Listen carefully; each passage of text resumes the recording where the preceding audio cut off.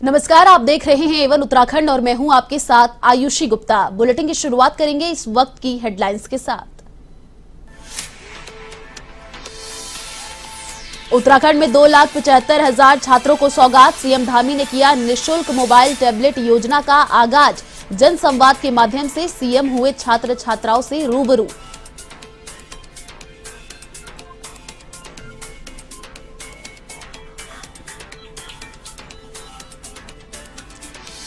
उत्तराखंड भाजपा में नहीं थम रही गुटबाजी। भाजपा विधायक दिलीप रावत ने मंत्री हरक सिंह रावत के खिलाफ फोड़ा लेटर बम।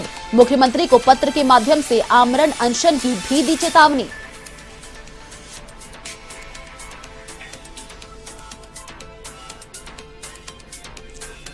उत्तराखंड में चुनाव को लेकर कांग्रेस की तैयारी तेज। 45 दावेदारों के नाम पर बनी सहमति। नए साल में जारी होगी सूची।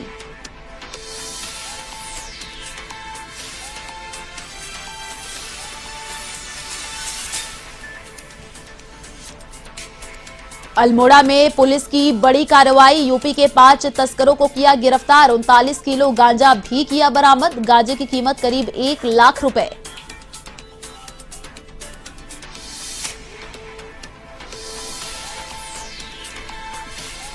देहरादून के प्रदीप थापा नागालैंड में हुए शहीद। शाम तक पैतृक आवास पहुंच सकता है पार्थिव शरीर। तो नेताओं ने जवान की शहादत पर जताया दुख। शोक संतृप्त परिवार के लिए ईश्वर से की प्रार्थना।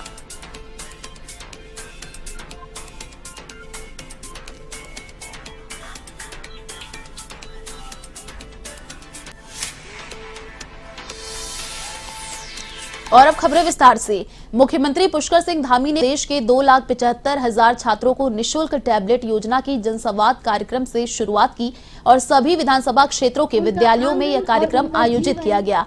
आपको बता दें कि उत्तराखंड में छात्र छात्राओं को टैबलेट देने के लिए 190.81 करोड़ रुपए मंजूर किए गए। महानिदेशक के मुताबिक माध्यमिक शिक्षा के करीब 1,60,000 छात्र छात्राओं को डीबीटी के माध्यम से 12,000 रुपए की धनराशि दी जा चुकी है। इससे वे अपनी मनपसंद के टैबलेट खरीद सकेंगे। वहीं इस कार्यक्रम में छात्र छात्राओं को सांकेतिक रूप से टैबलेट दिए गए। इसके अलावा उच्च शिक्षा के छात्र छात्राओं को भी टैबलेट के लिए डीबीटी के माध्यम से पैसा दिया गया। सुसज्जित स्मार्ट सिटी से किया गया और विभाग के 1,05,000 छात्रों को कुल मिलाकर 2,65,000 सभी छात्रों को छात्राओं को जिनको सभी को टैबलेट मिलेंगे उन सभी को मैं बहुत शुभकामनाएं देता हूं। और ये टैबलेट सबके बैंक में सीधे सीधे खातों में उनके डीबीटी के माध्यम से 12,000 रुपए सीधे सीधे ट्रांसफर किए जाएंगे। और हमारे सभी प्रधानाचार्यगण, सभी हमारे जिलाधिकारीगण, शिक्षा विभाग से जुड़े हुए सभी अधिकारीगण उन बच्चों की सहायता करेंगे, उनका मार्गदर्शन करेंगे कि उनके खातों में जो पैसा पहुंच रहा है उस पैसे से सबको टैबलेट उपलब्ध हो जाए। तो इसके लिए मैं आप सबको शुभकामनाएं देता हूं।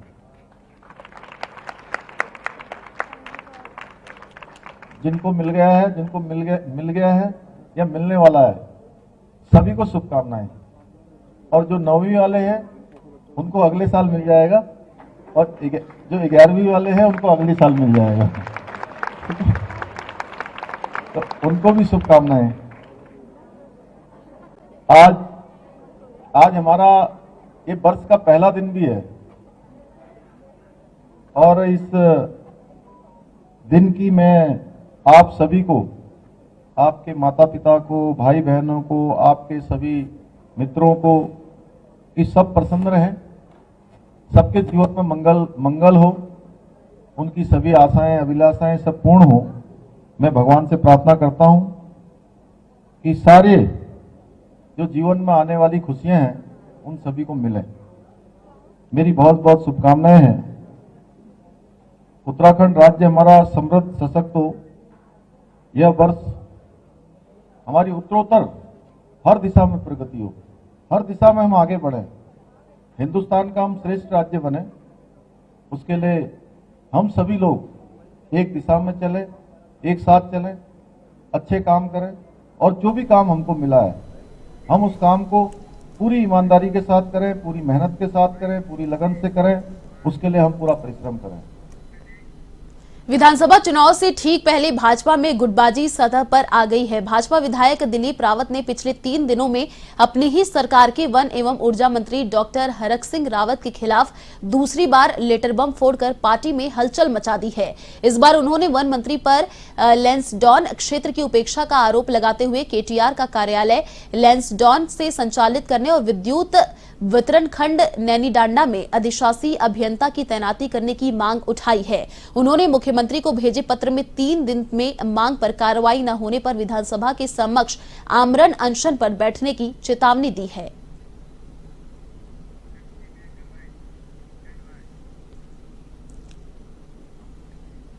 उत्तराखंड के झबरेड़ा में अनुसूचित जाति मोर्चा भाजपा के सम्मेलन का आयोजन किया गया, जिसमें बतौर अतिथि देहरादून राजपुर के विधायक और प्रदेश उपाध्यक्ष खजान दास पहुंचे। खजान दास ने बताया कि पार्टी के कार्यकर्ताओं में गति देने के लिए सम्मेलन का आयोजन हुआ। वहीं अनुसूचित जाति मोर्चा के जिला महामंत्री जुगेंद्र सिंह ने बताया कि सम्मेलन में हजारों की संख्या में लोग मौजूद रहे। बाबा साहेब के विचारों को ऊपर उठाने का काम भाजपा ने किया है। में अनुसूचित समाज सम्मेलन का कार्यक्रम है और इसमें आप देख रहे हैं हजारों की संख्या में हमारे अनुसूचित समाज के लोग इस सम्मेलन में आए हैं। हम इनको जो है भारतीय जनता पार्टी ने जो अनुसूचित जाति को जो सम्मान दिया है और जो हमारी पार्टी ने अनुसूचित जाति में हमारे बाबा साहब भीमराव अम्बेडकर जी को भारत रत्न से नवाजा, हमारे भीमराव अम्बेडकर जी के जो विचार थे उनको ऊपर उठाने का काम किया है। भारतीय जनता पार्टी का अनुसूचित जाति मोर्चे का झबरेड़ा विधानसभा का सम्मेलन है और ये पार्टी की गतिविधियां हैं। कार्यकर्ताओं को एक गति देने के लिए इस तरह के कार्यक्रम किए जाते हैं। हमारे 7 मोर्चे हैं, 7 मोर्चों के अलग अलग कार्यक्रम होते हैं। आज इसी के निमित्त झबरेड़ा विधानसभा में अनुसूचित जाति मोर्चे का कार्यक्रम है, जिसमें समस्त पदाधिकारी यहाँ पर एकत्रित हुए, कार्यकर्ता एकत्रित हुए, जो अनुसूचित समाज से जो ताल्लुक रखते हैं वो लोग यहाँ पर। उत्तराखंड के दिनेशपुर के खुदीराम बोस मिनी स्टेडियम में आयोजित 31वीं राष्ट्रीय सब जूनियर कबड्डी चैंपियनशिप प्रतियोगिता का फाइनल मैच हुआ। आपको बता दें जिसमें हरियाणा के बालक और बालिका वर्ग ने खिताब जीत लिया। इस दौरान कैबिनेट मंत्री अरविंद पांडे ने विजेता टीम के खिलाड़ियों को ट्रॉफी प्रदान की और खिलाड़ियों को बधाई दी और उनका उत्साह बढ़ाया। चैंपियनशिप है और 26 प्रदेशों से बालक बालिकाओं की टीम आई थी। 26 प्रदेशों की टीम आई है जो मेरी जानकारी में है और मैं सबको इस चैंपियनशिप में पार्टिसिपेट करने के लिए मैं सबको शुभकामना देता हूं, इनके उज्जवल भविष्य की कामना करता हूं। कई टीमें यहां जीती हैं, उनको बधाई। जो किसी कारण नहीं जीत पाई उनको ये सोचना चाहिए कि पथ का अंतिम लक्ष्य नहीं है, सिंहासन चढ़ते जाना। अच्छा लग रहा है, ये मेरे कोच का आशीर्वाद है सारा। जो कुछ हमें कैंप में भी अच्छा कॉम्बिनेशन बना और यहाँ पर भी हमारे लिए बहुत बड़ा हो गया हमारे कोच ने। लग रहा है और बहुत बढ़िया फील कर रहे हैं। और आपको यहाँ पे जो व्यवस्था लगी कैसी लगी? बहुत अच्छी थी, खाने पीना बहुत अच्छा था। तो अगली बार अगर आना पड़ेगा तो क्या करोगे? आएंगे, जीत के जाएंगे। बिल्कुल बिल्कुल। आने वाली टीम के संदेश जाएंगे, वे भी अच्छे खेलते हैं, उनको और प्रैक्टिस करनी चाहिए और मेहनत करनी चाहिए, वे भी जीत सकते हैं। यस, हमारे लिए पूरे दिनेशपुर के लिए सौभाग्य की बात है कि उनके माध्यम से, आदरणीय अरविंद पांडे जी के माध्यम से इस दिनेशपुर को एक इतिहास लिखने का मौका मिला और इस यार के साक्षी आप लोग बने। बड़ा गर्व की बात है कि पूरे नेशनल गेम जो पूरे भारतवर्ष का खिलाड़ी अंडर 16 के यहाँ दिनेशपुर पहुंचे। हरिद्वार के झबरेड़ा से बीजेपी विधायक देशराज कर्णवाल यहां के लोगों को लगातार कई सौगातें दे रहे हैं। अब उन्होंने भक्तोवाली ग्राम में करोड़ों से बनने वाली सड़कों का शिलान्यास किया है। इस मौके पर उन्होंने कहा कि सिडको रोड से देवबंद रोड बाईपास की कुल लागत 1 करोड़ रुपए है। सभी कार्यों की कुल लागत 4 करोड़ 50 लाख रुपए है।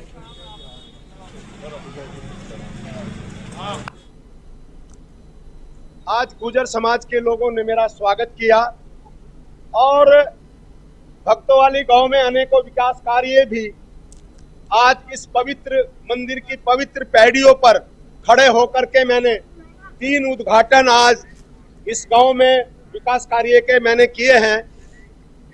बाजपुर के वार्ड नंबर 5 में पालिकाध्यक्ष गुरजीत सिंह ने नए वर्ष के मौके पर लाखों रुपए की लागत से बनने वाली इस सड़क का शिलान्यास किया।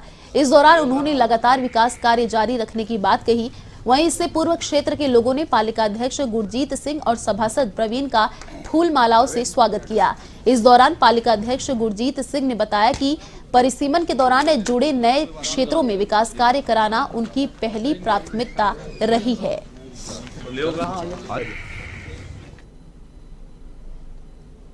आज नव वर्ष की पहले तो मैं सबको हार्दिक शुभकामनाएं देता हूं। नव वर्ष सबके लिए मंगलमय हो। आज मुंडिया पिस्तौल वार्ड नंबर 5 में जो है लगभग 14 लाख की सड़क का जो है निर्माण कार्य के लिए शिलान्यास किया गया है और वहां के लोगों की जो मांग है वो पानी की पाइपलाइन की भी मांग थी, उसको भी हमने रखा है। जैसी टाइल्स रोड बिछेगी उससे पहले उन लोगों को जो है पानी की पाइपलाइन भी बिछा के दी जाएगी। ये मैं सबको फिर आपके चैनल के माध्यम से नव वर्ष की हार्दिक शुभकामनाएं। उत्तराखंड कांग्रेस में टिकट के लिए 45 दावेदारों के नाम पर सहमति बन गई है, यह कहना है पूर्व मुख्यमंत्री हरीश रावत का। उन्होंने कहा कि नए साल में प्रत्याशियों की सूची जारी कर दी जाएगी। हालांकि 45 दावेदारों की इस सूची में उनका नाम शामिल नहीं है। यदि पार्टी किसी सीट पर चाहेगी तो वह चुनाव मैदान में उतरेंगे। उन्होंने कहा कि कांग्रेस नए साल को नए संघर्ष की भावना के साथ मनाएगी। कार्यकर्ता बेरोजगारी, महंगाई, दलित उत्पीड़न और भ्रष्टाचार आदि के मुद्दों को लेकर उपवास पर बैठेंगे ताकि 2022 में जनता की इन तमाम परेशानियों से निजात का रास्ता निकाला जा सके। पूर्व मुख्यमंत्री इस दौरान प्रदेश की भाजपा सरकार पर जमकर बरसे।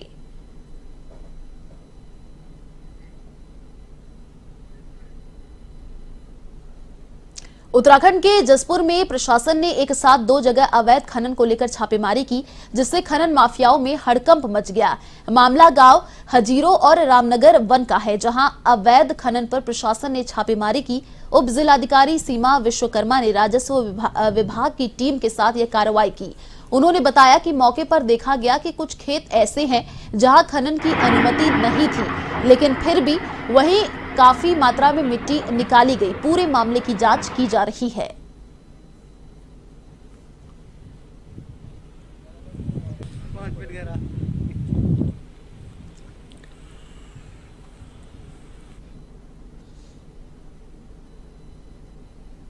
प्रशासन की टीम के द्वारा यहाँ पर छापेमारी की गई थी, जिसमें कि हजीरो और रामनगर वन में छापेमारी की गई है। तो मौके पर देखा कि 2-4 जो खेत ऐसे हैं कि जहाँ पर परमिशन नहीं दी गई थी, वहाँ पर काफ़ी मात्रा में मिट्टी निकाली गई है। उसका आकलन किया जा रहा है। आकलन जैसे ही यहाँ पर रिपोर्ट आती है तो उसके बाद कार्रवाई की जाएगी।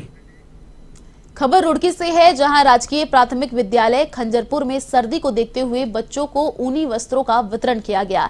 इस दौरान मेयर गौरव गोयल ने 100 के लगभग स्कूली बच्चों को जर्सियां वितरित की। इस दौरान मेयर ने कहा कि जरूरतमंद बच्चों की सहायता के लिए वे हमेशा आगे रहते हैं। ऐसे कार्यक्रम करने से बच्चों में शिक्षा के प्रति जागरूकता एवं उनमें लगन आती है। वहीं प्रधानाचार्य हर्ष लता शर्मा तथा ब्रांड एम्बेसडर वाईके चौधरी ने मेयर के कार्य को सराहना की।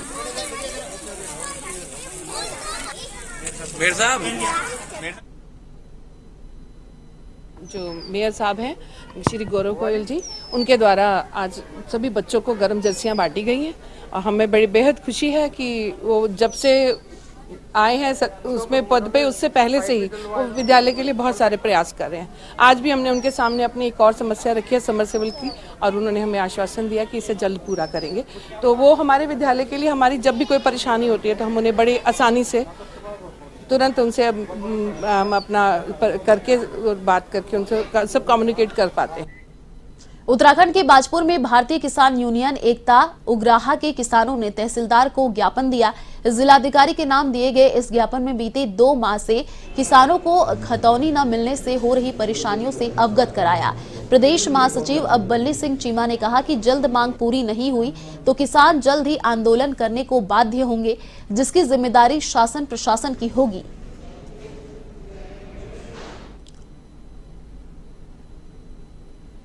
मामला ये है कि पिछले 2 महीने से किसानों को खतौनी नहीं दी जा रही है तहसील की ओर से, और उसकी वजह से राजस्व का भी घाटा हो रहा है। किसानों का तो हो ही रहा नुकसान उसमें कि दफ्तरों के, बैंकों के सारे काम रुके पड़े हैं और लोग बहुत परेशान हैं। इसलिए हम चाह रहे हैं कि एक बार हम आज उनको ज्ञापन देंगे, रिक्वेस्ट करेंगे। इसमें हम कोई उस तरह की बात नहीं कर रहे हैं, लेकिन 2-3 दिन बाद अगर ये नहीं करते हैं 2-4 दिन में या 4-5 दिन में, तो फिर हम इसका कुछ नया रूप से फिर दोबारा इनको एक चेतावनी ज्ञापन देंगे और उसके बाद धरना प्रदर्शन करेंगे। के जसपुर में जरूरतमंदों को कंबल वितरण किया गया। रेड क्रॉस सोसाइटी के चेयरमैन हरिओम अरोरा और सोसाइटी अध्यक्ष सीमा विश्वकर्मा के नेतृत्व में 2 दर्जन से अधिक महिलाओं को कंबल और मच्छरदानी का निःशुल्क वितरण हुआ।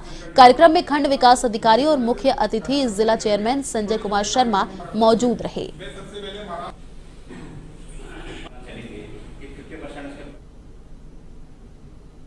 ये जो सामग्री आज जो हमें हमारे द्वारा रेड क्रॉस जसपुर बांटी गई, ये पीछे जो आपदा आई थी, आपदा के मद्देनजर रखते हुए जो पीड़ित परिवार थे उनके लिए प्रदेश द्वारा हमें समग्र जिले में प्राप्त जिले द्वारा ये ब्लॉक स्तर पर बांटी गई है। और ये जो आपदा प्रभावित थे, जिनका आपदा में नुकसान हुआ है, उनको ये सामग्री दी गई है। और आगे भी निरंतर ये कार्य चलता रहेगा। जिस प्रकार से इस समय ओमिक्रॉन का प्रकोप लगातार बढ़ता जा रहा है, इसके मद्देनजर लगते हुए जागरूकता का अभियान निरंतर चलता रहेगा और चलाएगा। सोसाइटी द्वारा 40 पात्रों को लाभ दिया गया। जो इसके निर्धन पात्र थे उनको 20 कंबल 20 मच्छरदानी द्वारा लाभान्वित किया गया है। इसमें शहर कोतवाल जगदीश जी, खंड विकास अधिकारी महोदय, आईटीएम महोदय के प्रतिनिधि के रूप में तहसीलदार महोदय पहुंचे थे। हरिद्वार के ग्राम रावली महदूद में क्लिनिक की आड़ में नशीली दवाइयां बेची जा रही हैं। ड्रग इंस्पेक्टर अनीता भारती जब रूटीन चेकिंग पर निकली, ग्राम रावली महदूद पहुंची तो उन्होंने कई मेडिकल स्टोर की जांच की। इस दौरान क्लिनिक से नशीली दवाइयां मिली। इंस्पेक्टर ने दवाइयों को अपने कब्जे में लिया और मेडिकल स्टोर सील करवा दिया। ड्रग इंस्पेक्टर ने क्लिनिक पर मौजूद युवक के माध्यम से क्लिनिक संचालक को दस्तावेज मुख्य स्वास्थ्य अधिकारी कार्यालय में जमा कराने के निर्देश दिए हैं।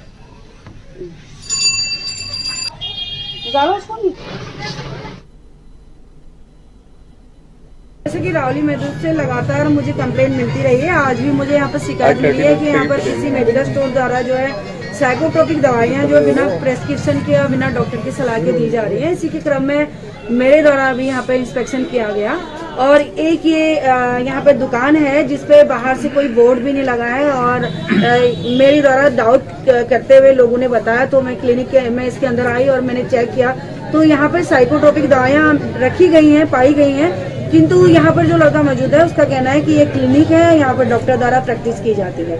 फिलहाल मेरे द्वारा दवाइयों को अपने कब्जे में लिया है और जो कि लगभग 200 दवाइयाँ हैं जिसमें अल्प्राजोलाम और ट्रामाडोल है और इसे 10 दिन का मैं टाइम दे रही हूँ कि ये अपना जो है डॉक्टरी से संबंधित कागज दिलाए और अगर लाइसेंस है तो वो प्रस्तुत। अल्मोड़ा में मादक पदार्थों की तस्करी और रोकथाम को पुलिस का चेकिंग अभियान जारी है। इसी के तहत भतरौंज खान पुलिस ने यूपी के 5 तस्करों को गिरफ्तार किया, साथ ही 39 किलो गांजा भी बरामद किया। पुलिस ने बरामद गांजे की कीमत करीब 1 लाख रुपए आंकी है। पुलिस ने आरोपियों पर एनडीपीएस एक्ट के तहत कार्रवाई कर वाहन को सीज किया।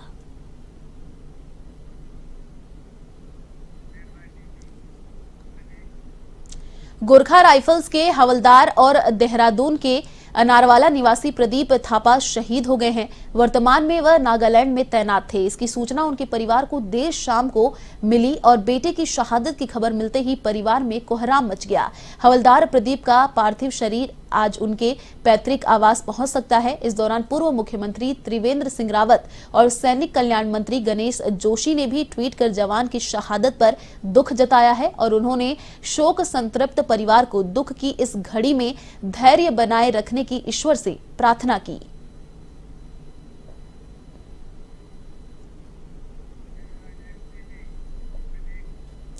प्रदेश सरकार शिक्षा और रोजगार को लेकर तमाम दावे कर रही है, लेकिन धरातल पर स्थिति कुछ और ही है। इसका जीता जागता उदाहरण है अल्मोड़ा के लोधिया में बन रहा फूड क्रॉफ्ट इंस्टीट्यूट। जनप्रतिनिधियों की उदासीनता के कारण लंबे समय बाद भी एफसीआई का निर्माण कार्य पूरा नहीं हो सका है, जिससे उत्तराखंड के युवाओं को इसका लाभ नहीं मिल पा रहा है।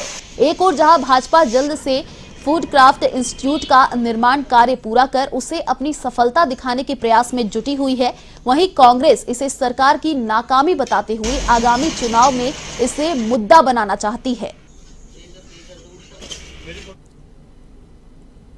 चूँकि आप देखेंगे कि FCI जो है हमारा फूड क्राफ्ट इंस्टीट्यूट, इसका जो प्रस्ताव था 2011 में पारित हुआ था, जिसका आंकड़न 9 करोड़ 1 लाख रुपए था। अब चूँकि उस टाइम की दरें जो थी वो कम थी और कार्य में थोड़ी सी देरी भी हो गई इसमें, तो अब इसका जो आंकड़न है वो 11 करोड़ 31 लाख रुपए हो गया है, जिसमें लगभग 80% कार्य हो गया है और बाकी कार्यों को भी मतलब जल्दी 1-2 महीने में ख़त्म कर दिया जाएगा। और हमारा प्लान है कि हम इसको अगले सत्र से यहाँ पर क्लासेस शुरू करवाएंगे। जब प्रदेश में और केंद्र में हमारी सरकार थी और हमने कैसे लोगों को रोज़गार की संभावनाएं तलाशी जाए, उसको लेके हमने फूड क्राफ्टिंग इंस्टीट्यूट की स्वीकृति कराई थी और उसमें लगभग 9 करोड़ अनुमानित उसकी लागत थी और प्रारंभिक हमने उसमें कुछ बजट आवंटित भी करता था, उसका निर्माण कार्य प्रारंभ कर दिया था और हमारा लक्ष्य था कि हम उसको वर्ष 2019-20 में उसको चालू करके, लेकिन जब से प्रदेश में भारतीय जनता पार्टी की सरकार आई है, उनके नुमाइंदे बैठे हैं, तब से लगातार जो हमारे द्वारा शिक्षा के क्षेत्र में हो, स्वास्थ्य के क्षेत्र में हो, जितनी भी अच्छी संस्थाएं खोलने का प्रयास किया गया था एक रोजगार की दिशा में, स्वास्थ्य को बेहतर बनाने की दिशा में, लेकिन प्रदेश की सरकार की उदासीनता के कारण, यहाँ की जनप्रतिनिधियों की उदासीनता के कारण ये जो भी हमारे कार्य निर्माण कार्य पूरे हो जाने चाहिए थे। फूड क्राफ्ट का जो हमारे कार्यक्रम है वो बिल्कुल बड़े जोर से काम उसका चल रहा है। 1.5 साल जो कोविड-19 ने हमको प्रभावित किया, वो सारे पूरे देश को प्रभावित किया, वो सारी लेबर हमारी चली गई थी, हमारा काम नहीं हो पाया था। तो उसके बाद लगातार उसमें काम हो रहा है, अच्छा काम हो रहा है, जल्दी वो काम समापन हो जाएगा। अब जहाँ तक कांग्रेस की बात है, कांग्रेस के पास कोई मुद्दा ही नहीं है। वो कहीं वो चश्मा लगा करके, रोशनी दिखा करके ढूंढे कहीं गड्ढा तो नहीं है, कहीं पर रोड में कहीं गड्ढा नहीं पड़ गया, या कहीं कोई काम में ईंट की दीवार में एक दीवार में ईंट का खराब तो नहीं हो गई, तो वो ढूंढने में लगे। उनका ढूंढने का काम है, बाकी आरोप लगाने का उनका कोई औचित्य नहीं बनता कि इतने काम अल्मोड़ा के अंदर हुए हैं। नए साल पर अल्मोड़ा का विश्व प्रसिद्ध जोगेश्वर धाम भक्तों से गुलजार रहा। देश भर के पर्यटकों ने भगवान के दर्शन कर नए साल की शुरुआत की। सुबह से ही यहाँ भक्तों की भारी भीड़ रही। श्रद्धालुओं का कहना है कि नए साल पर अपने आराध्य के दर्शन कर उनसे आशीर्वाद लिया। यह वर्ष उनके लिए अच्छा रहे, इसकी कामना की है।